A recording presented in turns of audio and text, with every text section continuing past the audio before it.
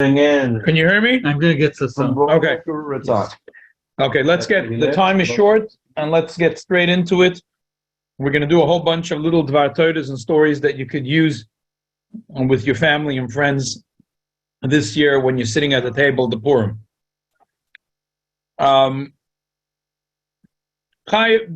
Gemara says, Chai v'nish l'vsuma b'foraya, and you have to drink, and Rashi says, b'yayin, with wine. Why with wine?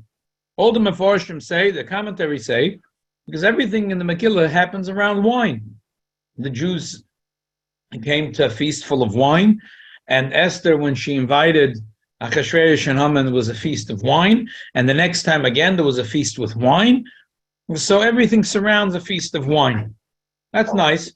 It only shifts the question: why does the Megillah emphasize that it was Mishte Hayayin? Why, I mean, they might have used tissues at the Suda, but the Megillah doesn't tell us which quality, if it was Kleenex or Puffs.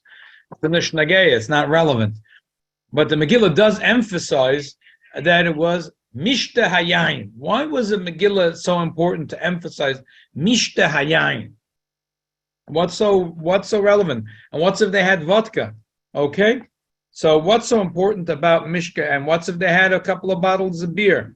What's so important about Mishte Hayayin, that the meal was of wine, that for that reason we have to drink a lot of wine on Purim? Red or white, and what Purim? Make no difference. Red or white, big bottle, small bottle, red or white, they're all the same. Shkoyach. Thank you. Some grape juice enough, it's all the eyes. Here, please give Shmulik a sheet. Thank you. Okay. We're going to go through tonight 3 short Dvar Torahs, 3 stories, and 3 jokes in honor of Purim. Start with the jokes. Okay. So, why is it Mishte Hayayin? Why is it that the Megillah keeps on emphasizing that everything is with wine? Now, a simple question a person would ask if you read the story of the Megillah. A simple question is asked when you read the story of the Megillah. When you read the Megillah, I mean, any reasonable person would ask, I don't understand. Why did the Eibishter created the world? For the Yidden. Who does the Eibishter like? The Jews. So how come the Jews are suffering so much? The Jews, the world was created for them. And now, there's a Gzeida. Everything isn't. It's the other way around. That Achashverosh, who hates the Jews, he's the king.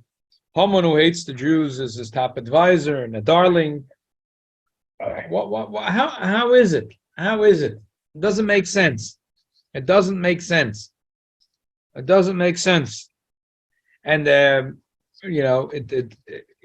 Jews, there's a lot of opinions how you look at the Jews in the days of Haman and Achashverosh, but the bottom line is that the Megillah keeps on calling the Jews Yehudim, which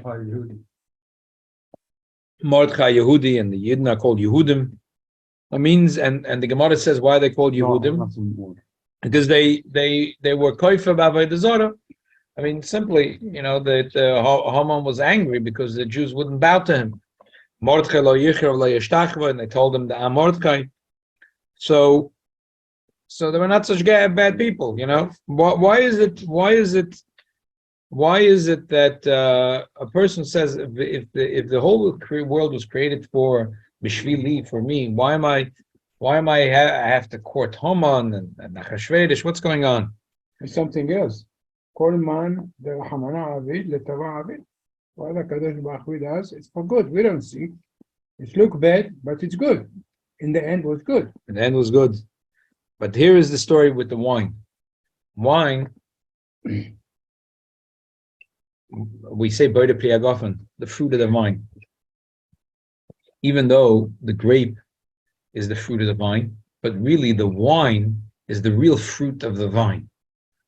We learned about it a lot in Bech Sananan, if you consider the wine a separate thing of the grape or not. Be it as it may, the chashivus, we say it's eretz chitus oira, the gefen utaina. We don't call it Anovim. The chashivus of Eretz Yisrael is that it gives a quality of wine that is very high quality. We go today in Israel, and there's hundreds and hundreds of wineries, and it's becoming an unbelievable business in Eretz Yisrael, Israel.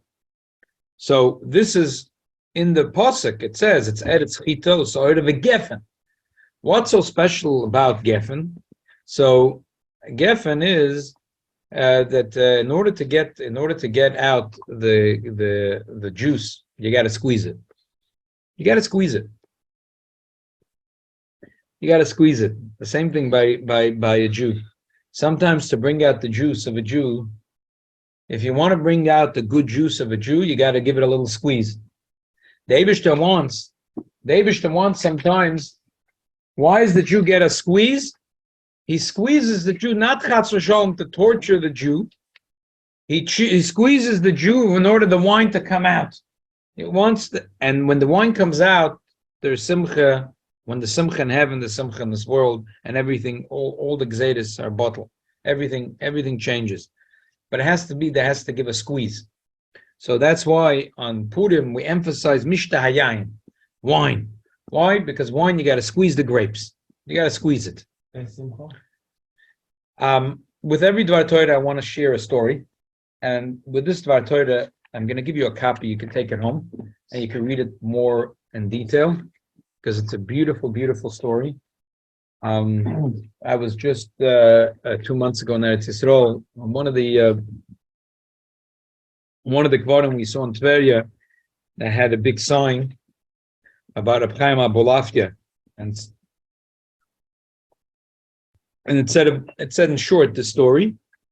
So here's the story. In the Jewish history, we have a lot of Purims. Besides, the Purim that we celebrate in Jewish history, there is different communities that had Purims, different Nisim that they kept. So here is a story in Tveria with Reb Chaim Abolafia. Reb Chaim Abolafia was a Rav in Izmir at that time. But also In involves lots. 1740, for example, that was a very rich city. There was a lot of money. There were banks there. It was a wealthy place, a very wealthy Jewish community there. We spoke about it more than once. If you go there today in Izmir, there is a ton of Jewish. You see the mark of the Jewish people on the city, which is an unbelievable thing. Besides the fact that there is maybe 30 gorgeous shuls left over in Izmir today. It's like gorgeous. I'm talking about beautiful shuls. And Chaim Abolafia gets a letter from the ruler of Tveria, an Arab, and Dahir al-Amar, who writes to him, you know what? Come here. So Reb Chaim takes it seriously. And obviously the Arab wants Jew to come because the Arab thinks that it'll be business, it'll be good. Kachava, he came with his yeshiva and he came with a lot of Talmidim, and the business in Tveria went up. And the Arab ruler was very happy with the arrangement.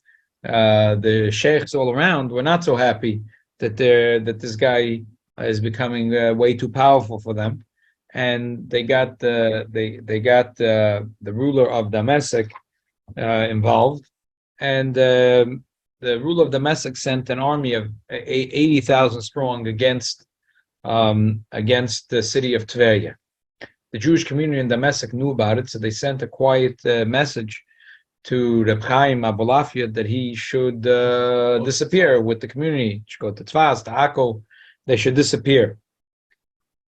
However, Reb Chaim felt that would be the wrong thing to do, and that the Eibishter will make a miracle and they'll stay there.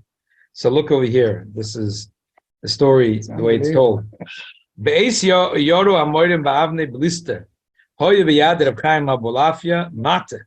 Because of Allah Shemus HaKodesh. Hoye moira aleim b'mate shebiyodoi. Hoye neiflim el terech yam kineret. V'lo yiziku shum odam b'Tveria. V'ma'olchum shnayim yachdo. Top or the bottom? The bottom. Could you show him where we're reading? Very neufle, Okay. Vima hoyo mahalchim shnaim yachdav, thank you. Hoya avne akelo oivrim mibein katfeim of bein agloim. People were walking, and these bullets or bombs would go between their feet, and no one got hurt. Kashero agoyim anshe yir kashem nilchem liYisrael lo yovel lishmoya l'sara malchama nilchem al Tverya. So asher dorish mem lahachriv es hamigdal v'achreim ad yisod vaz yashlim imo l'shamu l'koyle. They got all encouraged. The soldiers, that the Arab soldiers, when they saw, so they got unbelievable encouragement from this. So now you have the anti-missile thing. He stood there with a stick, Iron Dome. Yeah. Iron Dome. He went with the stick, azoy and azoy. Control the rocket. Unbelievable thing. No, he moved it to the Yeah, Trafol the He Yam did like this to the canal. Trafol the other way, and The missiles move the other way. the missile moved the other way. The Arab soldiers, it's a miracle over here. It's unbelievable. It's like Avram Avinu with the dust, the dirt. Arav Ametz Esleva Teshavim V'Vtiach Lem Shelo Yuzne Lahem Kol Ra. So they said that so they were there. They were there for 80 days, 83 days, and they realized that they're not winning over the city.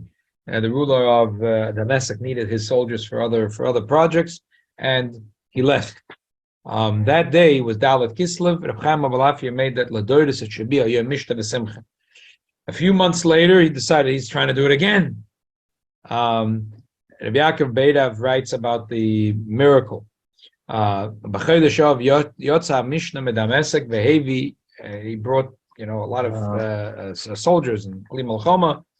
And Achigil Kfar Lubei Shukorev L'Tverya Mahalach Beis Shoas. Till today, there is an Arab village called Lubei, and like a half a mile up from that our village, there's German Jews that came and they made kibbutz, from kibbutz called Kibbutz Lavi. They're the ones that make the shul furniture. Yeah. They're like kibbutz. really. The Arab thing that's this Arab village is still there. I just went up on the top of the mountain to be on top, and they're right there. It's a beautiful place. Kibbutz Lavi. They have a good My hechsher. wife had a cousin. They have there. and very felaslacha hechsher. So that's why the Frum Olam goes there. So he came. So Kibbutz Lavi is quite close to Tverya. Right, the furniture by the oil, exactly. They couldn't do a better advertisement than do the furniture for the Chabad around the world, to the Florida, a couple of them. right. More than $100,000 just furniture for the show.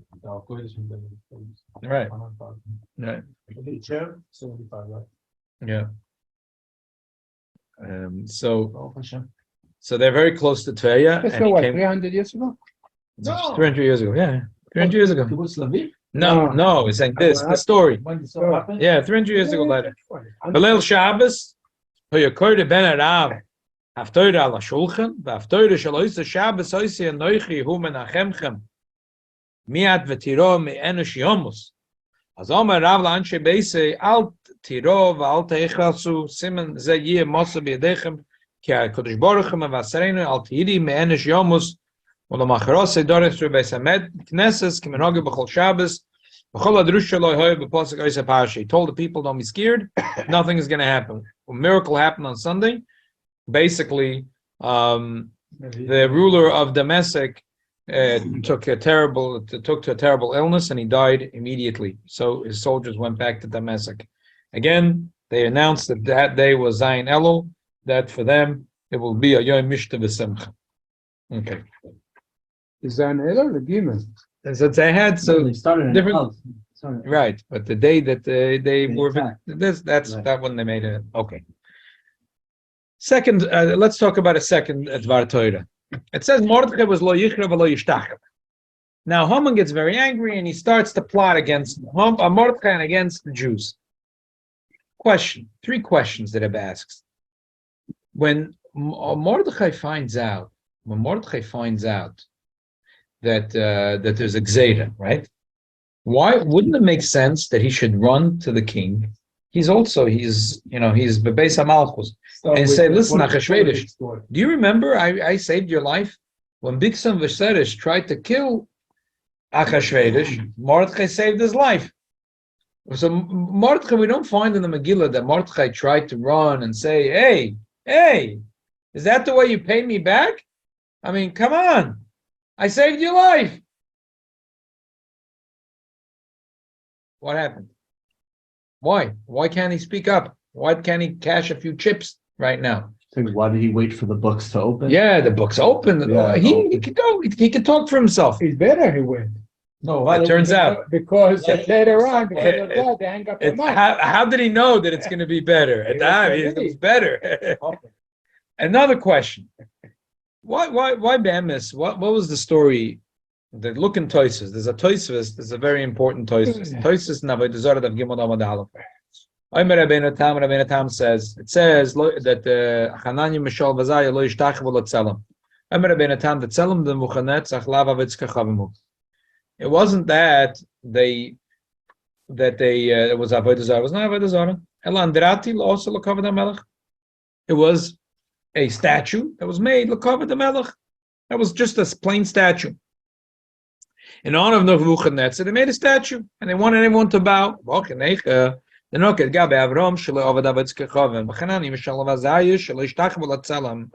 Now we understand why the Gemara says a different expression. By Avram it says he didn't bow to Avodah Zarah. By Chana it says he didn't bow to the Tzelem, because Tzelem is not Avodah Zarah. It was a statue, like the Statue of Liberty. The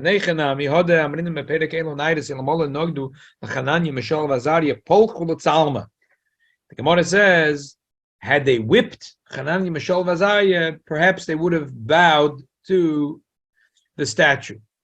I don't understand. It's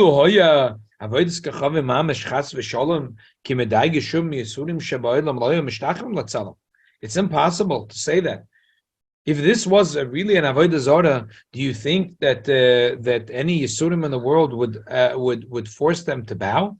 We find that at Bechanini ben Tadin that Shesam was fugim ali b'layasroi v'rakibe shesorku b'sari b'masrekes pius. So how could you say such a thing that Hanani Mishal Vazariah with such big tzaddikim that if they only would whip them, they would already bow? So Toysa says, "V'hainu had a porich b'perek makom shenogam anero Hanani Mishal Vazariah shemos asmol tachkiv sheneis pirush hoylam lishtachim v'slatzelam kim mishaloi hoya avodas kachavim mamish." By a Sarvig Malchus, he gave them Bechira, like that he wouldn't kill them if they bow down. Toysa seems to think that way. Really? Yeah. I thought maybe he took it on himself to kill them else. The pain of death doesn't bother them. Mm-hmm. That's what it means. We see that the Chazal were such strong people. That they were Meister, that the pain of death didn't dispel. They went out. Even though it wasn't about his own, it's still right. So now we see the Toysus holds and Chidush Dover that Hanani Mishal Vazariah that was not Avodah Zarah. It was just they were proud Jews and they were not going to bow down to a tzelem for Nebuchadnezzar. Voideraya Meperek Beis the Megillah. The man is chayvet name shlisol klim neshestach v'la tzelem. As alafon v'ima v'etz kachavim hayalahem l'msenafshem al kiddush Hashem. Interesting. There's a big chiddush from this Tosfos. The Tosfos says that the Gemara says that why were the Jews? Why did the Jews deserve such a terrible scare? Because they bowed to the tzelem. So Tosfos says that it wasn't avodah zarah. It was no avodah zarah. It was just l'kavod the king. But when we're talking about a king who's arrogant and he considers himself a deity, so even though this wasn't avodah zarah per se, this bowing was not avodah zarah. It's interesting because that's why the Mepharshim and the Megillah have a dispute about this. Like Rashi on the Megillah says that the avodah zarah, Haman held himself as avodah zarah. So Mordechai, when he didn't bow, it's also to bow. It's also to bow. Haman walked around as a deity, so it's also to bow. But if you learn like Tosfos, no, it was the kavod hamelech. Well, he wasn't. There was no avodah zarah. There was no avodah zarah. And the Tosfos finishes off. Listen, the Kronami mashmach b'tziv lelahach lesanom falchin Ulatzalmach lasanan sagedin. Mashma the trei milo have. So now, here's the word. So here's the thing. If you learn like Rashi, that Mordechai didn't want to bow because Haman was avodah zarah. Understand? If you learn like Tosfos, Who said the woman is to wear a chain with a big? so this is one of the Meforshim say this, but the Rashi learns that way too. But Tosfos clearly learns that it was not avodah zarah. It was l'chvoide shel melech. If it's money of a malchus, it doesn't matter what the malchus is wearing. No, but according to Tosfos, if Mordechai would have been bowing to Haman, it wouldn't be bowing to avodah zarah. Right. It wouldn't be bowing to avodah zarah. It's covered for the melech. So what's so gefährlich? What's so gefährlich? Why Taka didn't he bow? So why Taka He didn't he had a bow? mutter, no? He had something on the bottom of his shoes. So according to Tosfos, mashma that it's mutter gamu. Elamai, still, it's worthy for a Jew to be moiser nefesh. They have a midrash that Mordechai shown his. He showed the bottom of his shoe, he didn't have to belt Right. on. But Haman was from Haman was on a ship. Tosfos, it's mashma that it was not an avodah zarah. So what was the story here? So the Rebbe says, obviously we see from here that there is what the Rebbe calls in Yiddish the shtel of a Yid. How a Yid stands. The shtel of a Yid. How a Yid, what's the shtel of a Yid? So what's the pshat? What's the shtel of a Yid? Or the shtel of a Yid. The shtel of a Yid is how the posture of a Jew. So Ben Zechanowitz was told the story the other day, a beautiful story.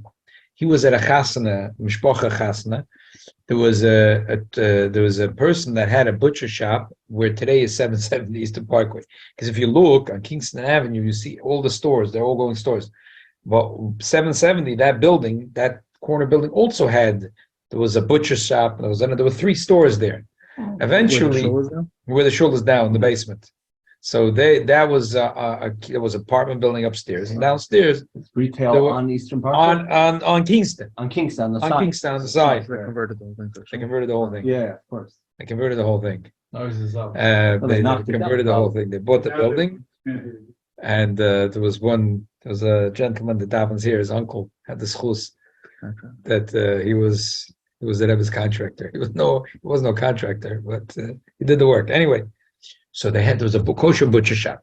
So he said to Benz, no, not Chalbad, close to 1945. Oh, it's way back. So he said to Bencha that his father told him, or his grandfather told him, every day the Rebbe would pass by, and no, the Rebbe in the 50s or something, and every day the Rebbe used to walk by. The Rebbe used to go visit his mother every day, and the Rebbe used to go like this, just like look in the butcher shop and like say hi.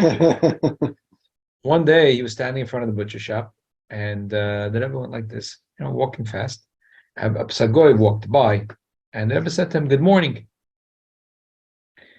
So that was it. And when the Rebbe was coming back from his mother's house, the butcher stopped the Rebbe and said, "How come to me you give me a light thing with the head?" and to the guy, The Rebbe didn't do the hand to the boy like this. He didn't move his head.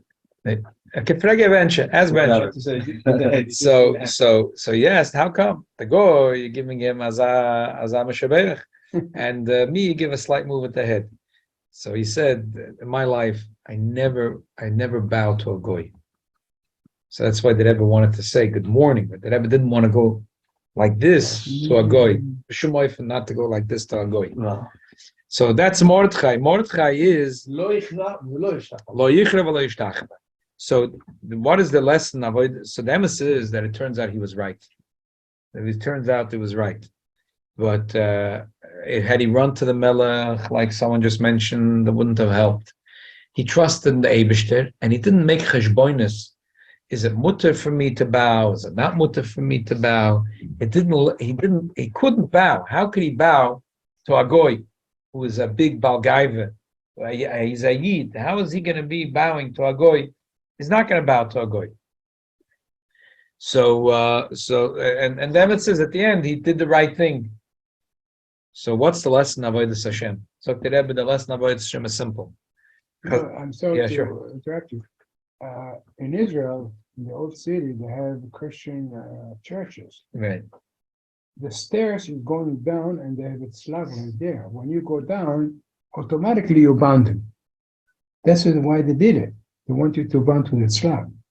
So I went with a few friends and I said, it's Slav there. I said, we walk the other way, the opposite way. We give them behind. I hope and nobody saw them. I didn't go, but nobody saw them. They want to see how it's looked, the church. It's not so. Okay. So bottom line, what's the lesson that we can learn from here is that the shtel that we have to have towards our Yetzer Hara. The Gemara says, it's a slippery slope. Mordechai, to begin with, didn't let himself go into this thing. He's not going to go into Shaklavataya. He's going to ask a Shaila, is it mutter to bow? Is it also to bow? And if it's also to bow, it's Yehorig Val Yaver, it's not Yehorig Val Yaver. He didn't go into the Shaklavataya. He was very proud as a Yid. Lo yichra v'lo yishtachava. Same thing when it comes to our Yetzer Hara. What is the Yetzer Hara? I mean, other Yidden was Mishtachah in the code? Well, we don't know. But we know what we know what right. We know what Mordechai does. Some say like this, some say like that. We know what Mordechai does. And we want to do like Mordechai. And in our own life, what happens a lot of times is we decide that this is just a Hidur mitzvah. And we don't have, this, the Yetzer Hara wants that we should, it's to cool us off a little bit, it's Amalek. So the lesson of Mordechai is that lo yichra v'lo yishtachava. His shtel, his posture is very strong. And he doesn't go into a pilpul to say, is it mutter, is it also, is it permissible, is it not permissible? Maybe it could be a little bit lenient. L'chatchila, you shouldn't, but the Eved you could. Maybe I shouldn't, but I should. No cheshbonos. Is it Mordechai Pinchas? Mordechai Pinchas, Pesach. It's Gilgal. It's not right. I don't know. It's funny because Taisus wouldn't agree with Mordechai. Huh? Taisus wouldn't agree with Mordechai. Right, exactly. I learned the story. Exactly. I know you can't ask. I learned that Mordechai was the Gilgal of Yaakov Avinu, and Haman was the Gilgal of Esav. And just like Yaakov Avinu bowed to Esav, Eri was able to massacre what he did. Very nice. Who is this? Very nice. David Davis. Okay. Shruggies? No. Pinchas is not here. The third thing is there is a sefer that Shlomo Alkabetz wrote, and the story goes. There's a sefer Manas Halevi. It's Manas Halevi, the portion of the Levi, and the story goes that Shlomo Alkabetz wanted to give his brother-in-law Darizal Shalach Manas, but he wanted to, just like your wife wants to make a fancy Shalach Manas, and he was thinking, what can he give to Darizal a fancy Shalach Manas? Well, what is he going to give? Chocolates. He's going to give. So he wrote a sefer, Manas Halevi. That's Azazog developed. That was the birth of this sefer. Manas Halevi was Shalach Manas that Reb Shlomo Alkabetz sent for his brother-in-law, Darizal. So he wrote the Chodai. Yeah, he was a brother-in-law to Darizal, and he wanted to give. But if you give two things, you need two. You give only the sefer. He gave him 100 shots in there, not more than two. And he writes that Mishloach Manas and Matanas Lavyonim is bringing to Avas Yisrael, because when you give another person money, you give a friend food, it brings Achdus. So what's the point? So it's Shabbos, we were talking about this. So I was thinking about this, that Shabbos we were saying that Haman had a taina that the Yidden are mefuzer mefoidet, that they're not ba'achtos. One Yid doesn't care about the other Yid. So that's what the Shlomo Alkabetz is saying, that the mitzvah of Purim is showing the opposite, that we give money to the poor, we're giving food to someone else, we're inviting Yidden to eat the Suda together, and we're drinking together. So we're doing the opposite of what Haman was saying, that the Jews couldn't care less about each other. And through these things that we're doing, Mishlech Manas, Matanas Lavyonim, so this Purim, it's showing that Haman is wrong and the opposite is true. Okay, so a story about this, the beautiful story that I saw printed, that there was an einikel from the Divrei Chaim, who was a Rav in Reisha, in Poland.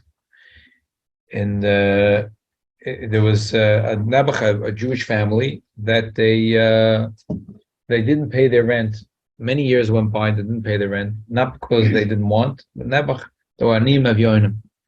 the landlord was sick and tired of this, and he went to the police, he went to court, whatever, and Kederech in Poland that time, the whole family was going to jail until they pay up the rent plus the fines.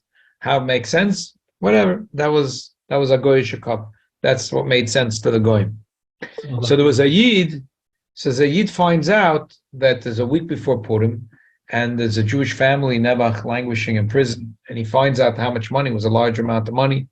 So Pidyon Shvuim, he goes and he's collecting. Whole day collecting is not even 10% of what he needs. So the next day he's collecting.